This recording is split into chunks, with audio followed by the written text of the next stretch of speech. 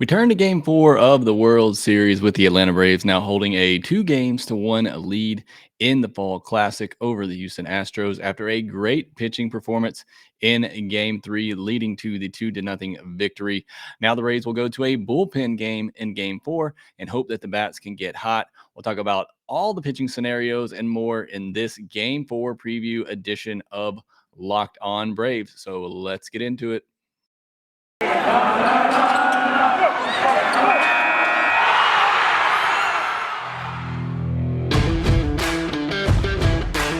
Hey, this is Stacey Gotsoulias, DC Lundberg, Ryan Finkelstein, Taylor Blake Ward, host of Locked On Yankees, Locked On Mariners, Locked On Mets, Locked On Angels, and you're listening to Locked On Braves. Locked On Braves, Locked On Braves, part of the Locked On Podcast Network.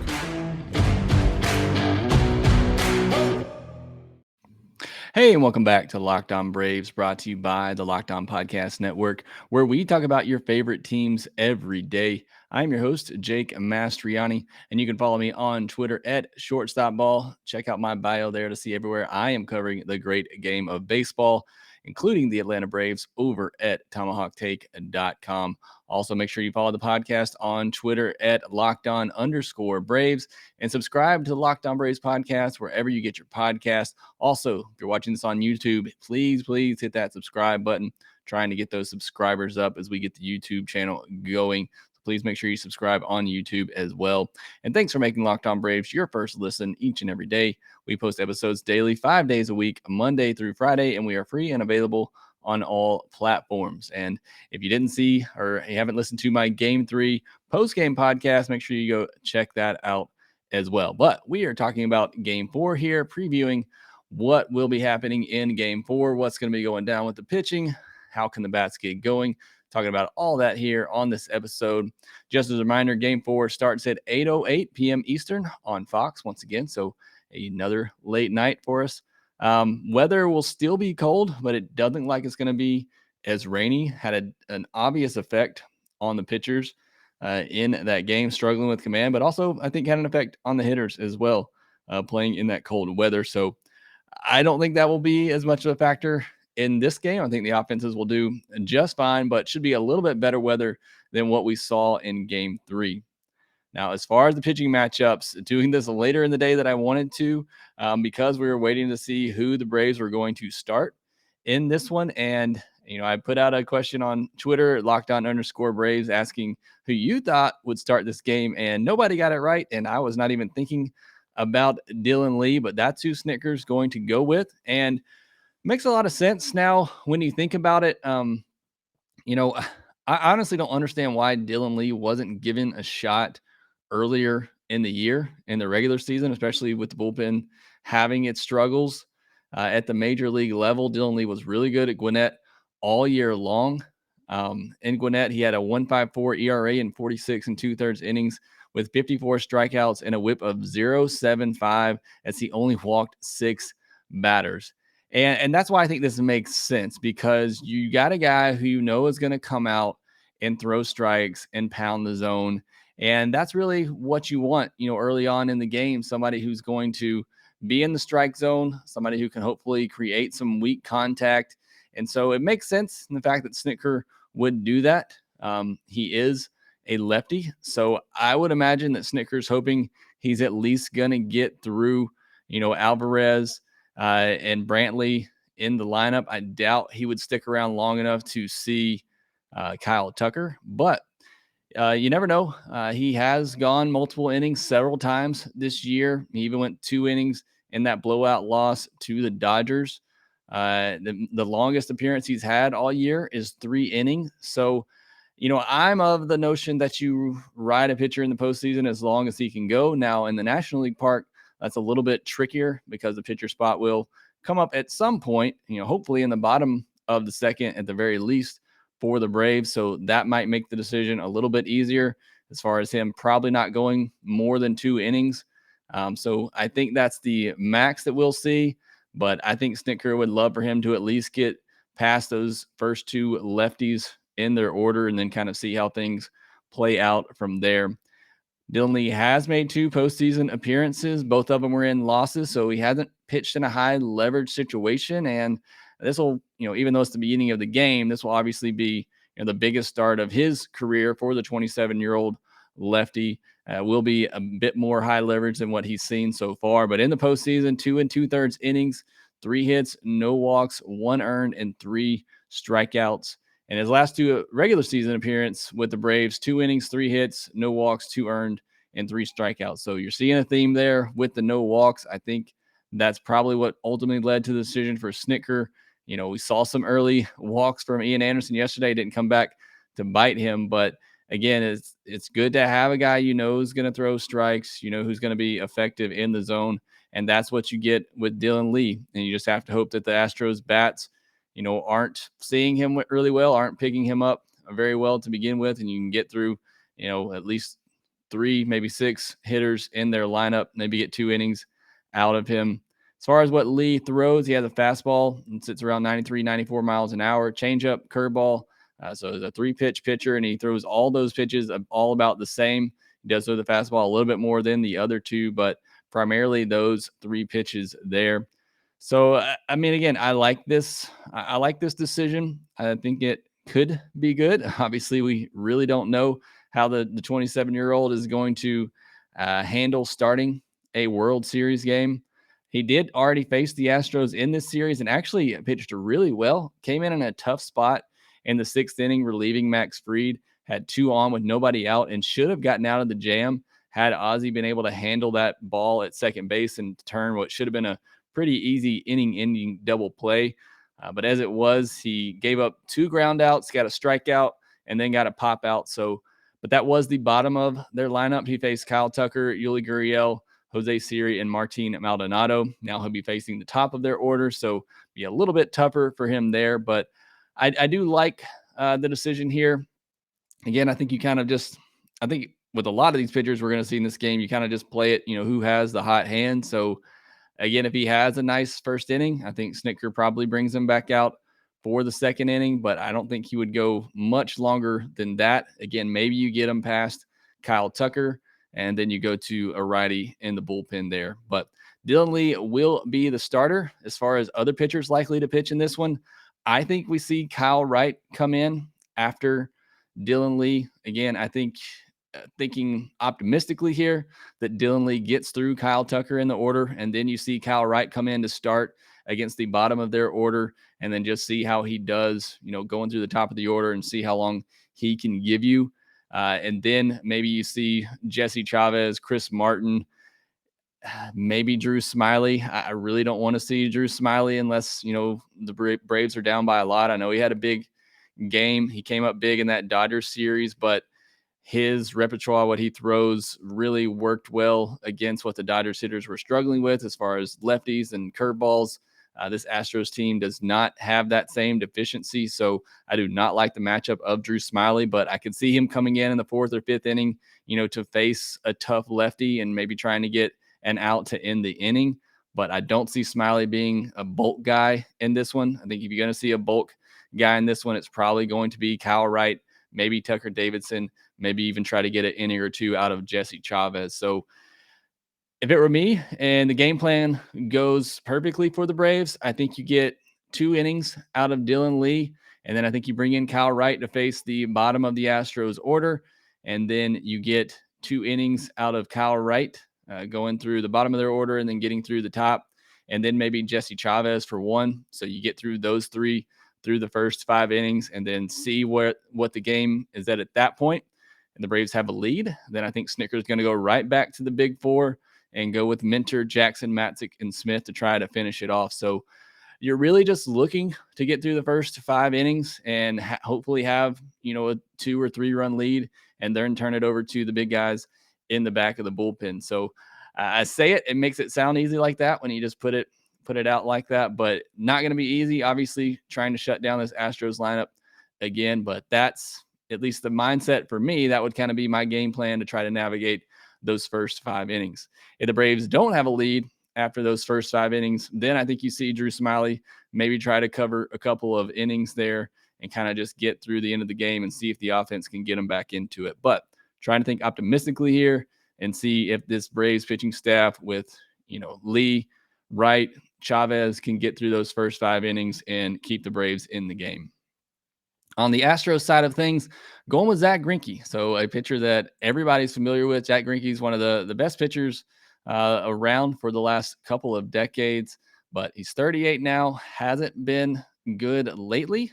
His first 4 months of the season with the Astros, I mean, he was actually really solid at 3.5 ERA, but really struggled down the stretch. He hasn't gone more than 2 1/3 innings in a game since September 19th.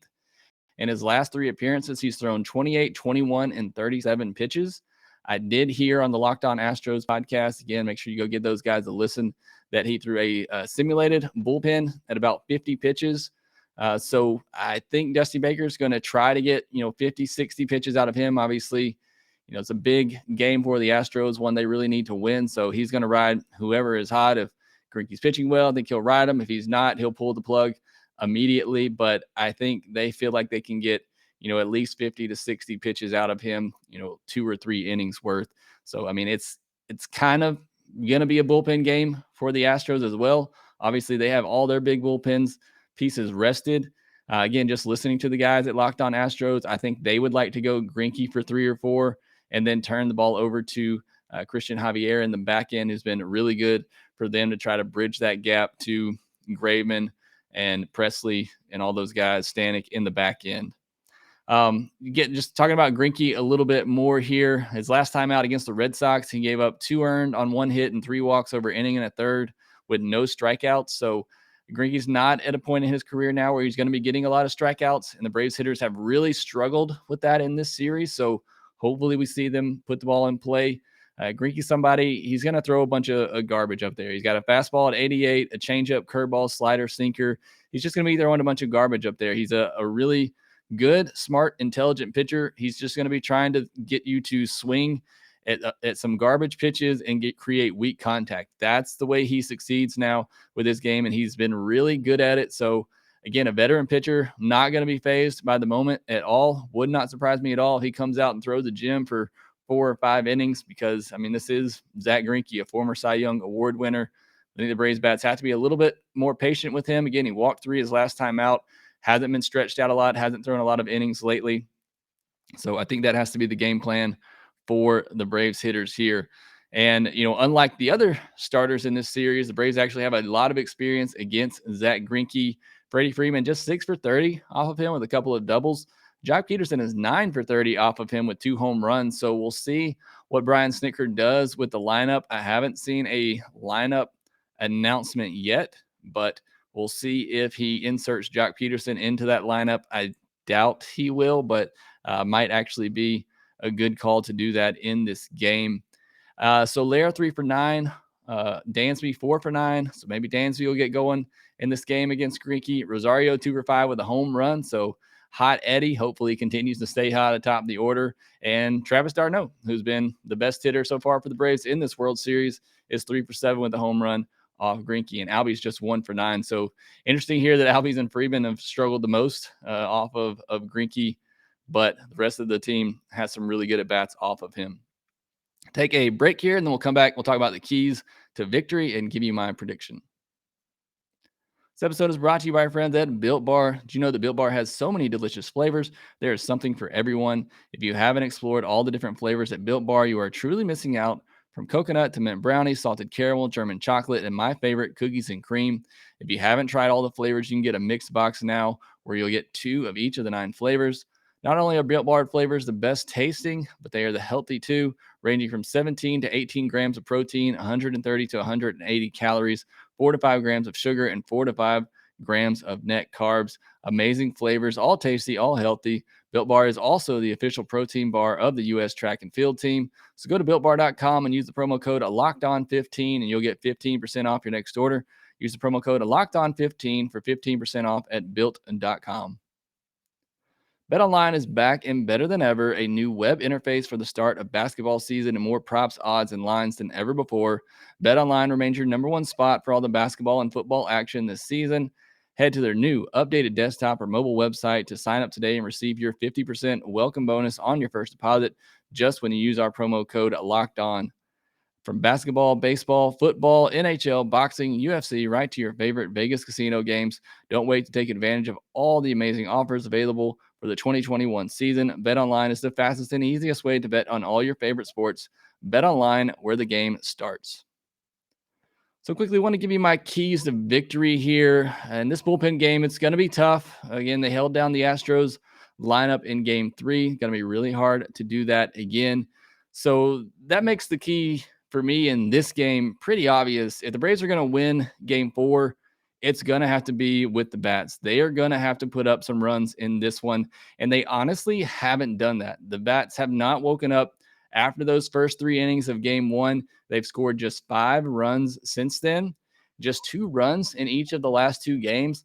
That's not going to cut it here in game 4. They're going to have to score at least 5, probably more, in order to win this game. So, again, the biggest key for me here is the bats. They got to wake up. They got to get going. They have to put up some runs on the board and help out this pitching staff who will be trying to piece this thing together. So, again, I think they have the opportunity, and somebody like Grinky, who hasn't been great lately, somebody who's not going to strike out a lot of batters. So hopefully you're going to see the Braves hitters put the ball in play here. Hopefully they can square up some balls against Zach Grinky, whose pitches still have good movement on it. So it's going to be hard to square up, but the Braves hitters can do it. But they're going to have to score in this game. I mean, plain and simple, they're going to have to outscore the Astros. The Astros are going to score. You're not going to hold them down again. You're not going to have another 2-hit shutout performance. The Braves are going to have to outscore the Astros in this. And on the pitching side of things, it's a limit the big inning. Again, the Astros, they're going to score in this game. It would be shocking if they didn't, but the Braves have to avoid that big inning. You go back to game 2, you had that second inning where things just really unraveled, mostly because of the defense, but also just some balls beating the shift, getting through the infield, little stuff like that you can't help some of it as far as balls getting through the shift. But the defensive stuff, has to be picked up. They have to, keep runners from taking extra bases, make the right plays, make the smart plays, and avoid the big innings. You get 2 on with nobody out, limit it to 1 run. That's what you have to do here. You have to limit the Astros, make sure that they don't put up that big crooked number, because that could really change everything in this game. Again, as we saw in game 2. So that's the key for me on the pitching side of things, is just limit the damage. And I think Snitker has to have a quick hook here as well, especially with some of these guys early on. If it doesn't look like they have it and they're in a tight spot, get somebody else out there to try to put out the fire. Not saying they have to use one of the big 4 there, but, move on to the next guy. If one guy doesn't like he has it, go to the next one, because you can't afford to give up a 2, 3, 4 run inning to these guys and expect to win this game.